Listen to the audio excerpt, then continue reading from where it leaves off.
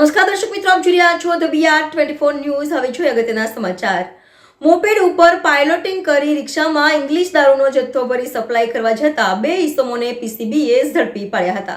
Moped ઉપર piloting કરી રિક્ષામાં ઇંગ્લિશ દારૂનો જથ્થો ભરી સપ્લાય કરવા જતા બે ઇસમોને પીસીબીએ ઝડપી પાડ્યા હતા.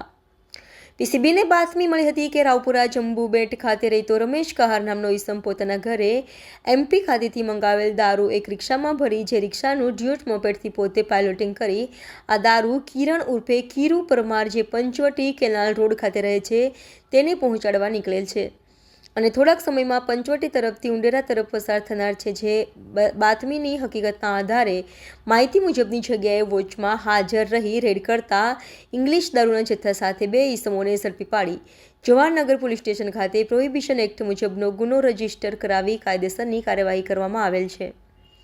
પકડાયેલ આરોપીના નામ રમેશ રામલાલ કહાર તથા વિનાયક ઉર્ફે પક્યો રહે ઠાકોરજી એવન્યુ ફતેપુરા પોલીસ ચોકી પાછળ હોવાનું સામે આવ્યું છે. જ્યારે મુકેશ ગોળ રહે ઇન્દોર એમપી તથા કિરણ પરમારને વોન્ટેડ જાહેર કર્યા છે.